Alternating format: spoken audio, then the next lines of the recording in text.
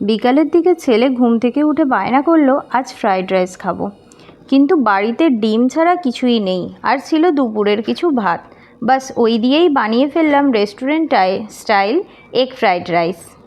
খেতে কিন্তু দুর্দান্ত। চলো রেসিপিটা দেখে নাও। লাগছে কিছুটা বাঁধাকপি একদম মিহি করে গ্রেট করে নিয়েছি, ক্যাপসিকাম ছোট ছোট করে, বটবটি কুচিয়েছি, যদিও বিনস লাগে, বাড়িতে বিনস ছিল না, বটবটিই দিয়েছি। ছোট করে পেঁয়াজ, ছোট ছোট কুচি করা টমেটো, কিছুটা রসুন কুচি আর কয়েকটা কাঁচা লঙ্কা কুচি।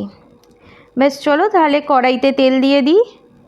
কড়াইতে দিয়ে দেব সাদা তেল, এই 1.5 চামচ মতো, একদম সামান্য। এই তেলটাতেই কিন্তু গোটা রান্নাটা করে নেব। তেলটা একটু গরম হয়ে এসেছে, এবারে খুন্তির সাহায্যে কড়ার গায়েতে ভালো করে তেলটা লাগিয়ে নিচ্ছি। এইবারে এতে দিয়ে দেব 3টে ডিম। 2টো ডিম ঠিকই আছে, একটা কুসুমটা গলে গেছে, এতে 3টে ডিম আছে। তো খুন্তির সাহায্যে এটাকে ভালো করে নেড়ে চেড়ে নিয়ে ডিমটাকে একটু ভেজে নেব। খুব বেশি লাল যদিও করব না, একটু হালকা করেই ভাজবো। আর ডিমের মধ্যে দিয়ে দেব সামান্য পরিমাণ নুন আর ব্ল্যাক পেপারের গুঁড়ো। এটা ভাজা হয়ে গেলে এটাকে একটা জায়গায় তুলে নেব। তুলে নিয়েছি। আবার 2 চামচ মতো তেল দিয়ে তাতে দিয়ে দিলাম রসুন কুচি আর কাঁচা লঙ্কা কুচি। এগুলোকে একটু খুন্তি দিয়ে নেড়ে চেড়ে নেব, খুব বেশি ব্রাউন করব না। একটু স্মেলটা বেশ সুন্দর রসুনের উঠে গেলে দিয়ে দিলাম পেঁয়াজ কুচি। পেঁয়াজটা দিয়েও অল্প পরিমাণ খুন্তির সাহায্যে নাড়িয়ে চাড়িয়ে নেব। আর খুব বেশি এটাকেও লাল বা ব্রাউন করে কিন্তু ভাজবো না, এই রান্নায় খুব বেশি ভাজার প্রয়োজন নেই। দেখো পেঁয়াজটা বেশ সুন্দর কিছুক্ষণ হয়ে এসেছে, এর মধ্যে দিয়ে দেব টমেটো কুচি। টমেটো কুচিটা দিয়ে আবারও একটুখানি খুন্তির সাহায্যে নেড়ে নেব। এটাকেও হাফ মিনিট মতো কড়াই থাকতে দেব।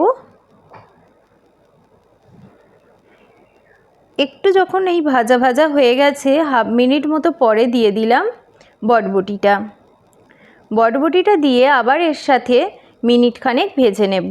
কোনো সবজিটাই কিন্তু খুব বেশি লাল হবে না, এইভাবে একটা একটা করে দিতে থাকলে সব সবজিগুলো কুকড হয়ে যাবে সুন্দর করে।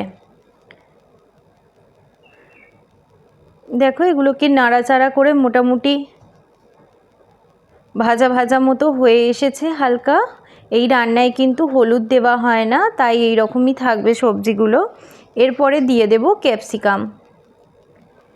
ক্যাপসিকাম দিয়ে আবার একটুখানি নাড়াচাড়া করে নেব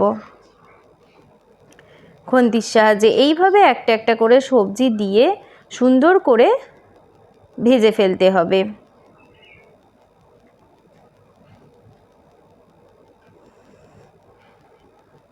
এটাকে আরও হাফ মিনিট রাখার পর এতে দিয়ে দেব বাঁধাকপির কুচি। বাঁধাকপিটা শেষে দিচ্ছি, কারণ এটা তো খুব একদম মিহি করে গ্রেট করা, আর এখানে কোনো সবজিই আমার খুব বেশি করে ভাজতে লাগবে না, তাই এটা শেষে দিলাম। এবার এটা দিয়ে খুব ভালো করে নেড়ে নিলাম। প্রায় 2 মিনিট মতো এটাকে দিয়ে নাড়তে হবে। 2 মিনিট পরে এটা কিন্তু মোটামুটি দেখো ভাজা ভাজা মতন হয়ে এসেছে, মোটামুটি এটা কুকড হয়ে গেছে।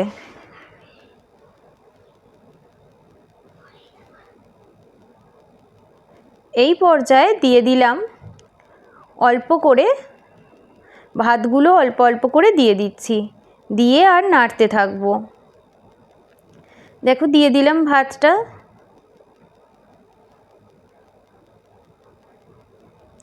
এবারে এই ভাতের সাথে সবজির সাথে একসাথে খুন্তিতে করে নেড়ে নেড়ে এটাকে ভালো করে ভেজে নেব, যাতে খুব ভালো করে মিক্সড হয়ে যায়।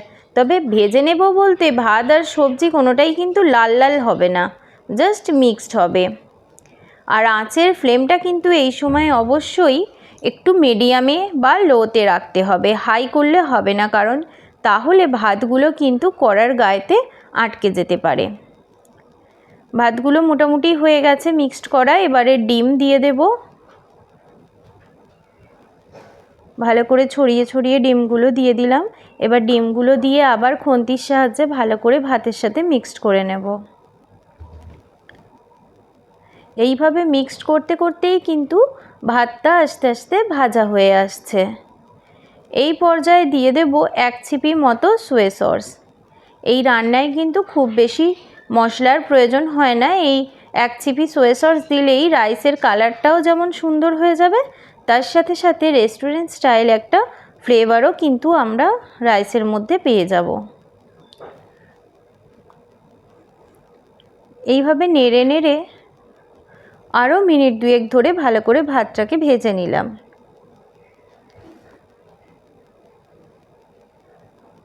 দেখতেই পাচ্ছ কত সুন্দর লুকটা হয়েছে। এটা কিন্তু বাড়িতে গেস্ট এলেও তোমরা সার্ভ করতে পারো। সত্যি সাথে সাথে বানানোও হয়ে যাবে আর খেতেও খুব টেস্টি। এবারে দিয়ে দিলাম কিছুটা পরিমাণ গোলমরিচের গুঁড়ো। এই রান্নাটায় গোলমরিচের গুঁড়োটাই হচ্ছে মেন মশলা, এছাড়া কিছুই লাগছে না। গোলমরিচের গুঁড়ো দিয়ে আবার ভালো করে নেড়েচেড়ে নিলাম।